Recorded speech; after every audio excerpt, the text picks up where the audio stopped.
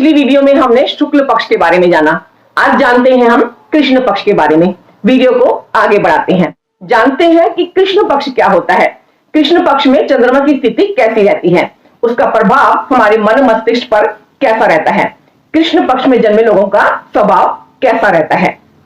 पूर्णिमा और अमावस के बीच के दिनों को कृष्ण पक्ष कहा जाता है, यानी कि पूर्णिमा के अगले दिन से ही कृष्ण पक्ष का पहला दिन शुरू हो जाता है और 15वें दिन तक पहुंचते पहुंचते चांद अपनी पूरी शक्ति खो बैठता है, इसलिए वो आकाश में नजर नहीं आता।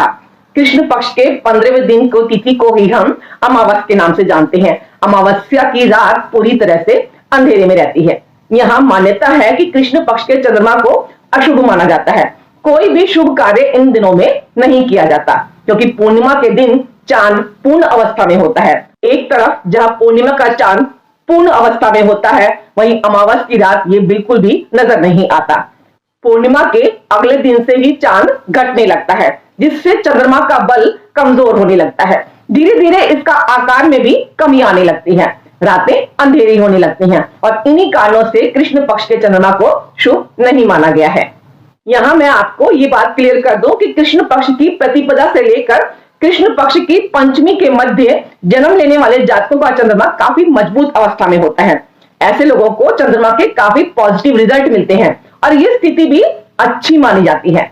वहीं कृष्ण पक्ष की षष्ठी से लेकर कृष्ण पक्ष की द्वादशी के मध्य जन्मे लोगों के चंद्रमा मध्यम स्थिति में होते हैं, यानी कि उन्हें सामान्य फल मिलता है। और वहीं कृष्ण पक्ष की त्रयोदशी से लेकर अमावस के मध्य जन्मे लोगों का चंद्रमा बहुत ही क्षीण अवस्था में होता है, नगण्य होता है और यहाँ पर इन्हें चंद्रमा के पूर्ण क्या बहुत ही कम रिजल्ट मिलते हैं, क्योंकि यहाँ चंद्रमा क्षीण अवस्था में होता है। बिल्कुल ही अदृश्य स्थिति में होने के कारण ऐसे जातकों को काफी परेशानियों का सामना करना पड़ सकता है। ऐसे लोग काफी अधिक मानसिक तनाव में जीते हैं। चंद्रमा की घटती बढ़ती कलाओं के अनुसार ही जातक की सोच, उसका स्वभाव बनता है। चलिए आगे जानते हैं कृष्ण पक्ष में जन्मे लोग कैसे होते हैं, उनका स्वभाव कैसा होता है। ऐसे लोग बहुत ही मेहनती होते हैं, लेकिन थोड़े क्रूर स्वभाव के होते हैं। अभद्र भाषा का प्रयोग ये लोग ज्यादा करते हैं। इन्हें निष्ठुर कहा जा सकता है। दूसरों से ईर्ष्या रखने वाले होते हैं। देखने में साधारण होते हैं, काम को धीमी गति से करते हैं, थोड़े कम बुद्धि वाले माने जाते हैं, यानी कि दिमाग का इस्तेमाल ये ज्यादा नहीं करते हैं। पढ़ाई में भी इनके बाधा आती रहती है। मन पर इनका कंट्रोल नहीं रहता है। बातों को अपने दिल में ही दबा कर रखने वाले होते हैं, यानी अपने मन की बात ये खुलकर नहीं व्यक्त करते हैं। इनके दिल और दिमाग में सामंजस्य नहीं बैठ पाता है। कंफ्यूज ज्यादा रहते हैं ये, इसीलिए ये कहते कुछ है और करते कुछ और है। इसी कारण इनके जीवन में निरंतर परेशानियां बनी रहती हैं। अब ऐसा भी नहीं है कि कृष्ण पक्ष में जन्मे लोगों में सभी बातें ही नेगेटिव पाई जाती हैं। कृष्ण पक्ष में जन्मे लोग शिक्षा प्राप्त करने के बेहद इच्छुक होते हैं। दूसरों को शिक्षा देने में, दूसरों से शिक्षा पाने में इनकी पूरी जिंदगी निकल जाती है। भले ही ये एकेडमिक पढ़ाई में पीछे रह जाएं, लेकिन बौद्धिक क्षमता में, ये ज्ञान लेने में, ये दूसरों से ज्ञान लेने में आगे रहते हैं। एक तरफ जहां ये दूसरों से ज्ञान अर्जित करते रहते हैं, वहीं ये अपना ज्ञान भी दूसरों को बांटते रहते हैं, लोगों को ज्ञान देने में लगे रहते हैं। भले ही इन लोग इनसे अपनी राय मांगे या ना मांगे, लेकिन ये अपनी राय देने में सबसे आगे रहते हैं। जो लोग इनसे इंप्रेस हो जाते हैं, इनसे प्रभावित हो जाते हैं, इनकी बातों से, इन्हें अपना गुरु भी मान लेते हैं। अपने पूर्वजों की साख को ये पूरी तरह से बनाए रखते हैं। अपने दैनिक कार्य भी ये समय से पूरा करते हैं। अपने से बड़ों का अच्छे से ख्याल भी रखते हैं। शांत स्वभाव के भी होते हैं। बाहर से दिखने में जितने ये शांत स्वभाव के लगते हैं, लेकिन अंदर से ये बहुत ही ज्यादा विचलित होते हैं। इनका मन हमेशा बेचैन रहता है। माता पिता के भक्त होते हैं। आत्मचिंतन करने वाले होते हैं। शरीर से थोड़ा ये कम स्वस्थ होते हैं। इनकी संतान इन्हें समय पड़ने पर इन्हें सहारा देने वाली होती है। इनका तांत्रिक शक्तियों पर भी अधिक विश्वास होता है, यानी कि ये लोग अंधविश्वासी भी हो सकते हैं। हमने शुक्ल पक्ष को भी जाना और कृष्ण पक्ष को भी। शुक्ल पक्ष में जन्मे लोगों का स्वभाव भी जाना और कृष्ण पक्ष में लोगों का स्वभाव भी जाना।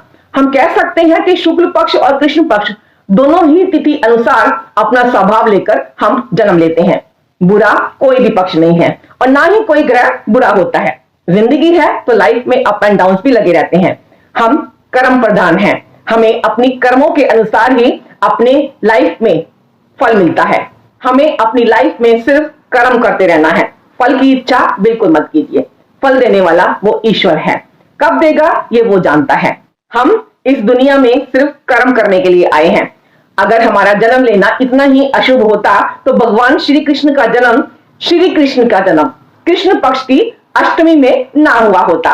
उन्होंने कृष्ण पक्ष में भी जन्म लिया और ज्योतिष की गणनाओं को भी सच किया, अपनी लीलाओं में माखन चुराकर, गोपियों की मटकियां फोड़कर। इसे हम सभी अपनी कुंडली में भी भली भांति देख सकते हैं। यदि चंद्रमा कुंडली के दूसरे, चौथे, पांचवें, आठवें, नौवें और 12वें भाव में होगा तो आपका चंद्रमा कमजोर माना जाएगा। ये कमजोर स्थिति में होगा, अच्छे फल देने की स्थिति में नहीं होगा।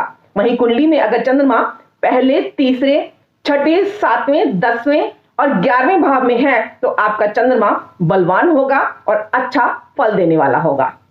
अभी तक हमने कृष्ण पक्ष को जाना, शुक्ल पक्ष को भी जाना, दोनों ही पक्षों के हमने स्वभाव को जाना, उसका हमने विस्तृत गहन अध्ययन किया। आगे हम चर्चा करेंगे अगली वीडियो में प्रतिपदा को जन्मे लोग कैसे होते हैं, उनका स्वभाव कैसा होता है, उन्होंने प्रतिपदा में क्यों जन्म लिया। इसी तरह से ये सीरीज हिंदी कैलेंडर में चलती रहेगी।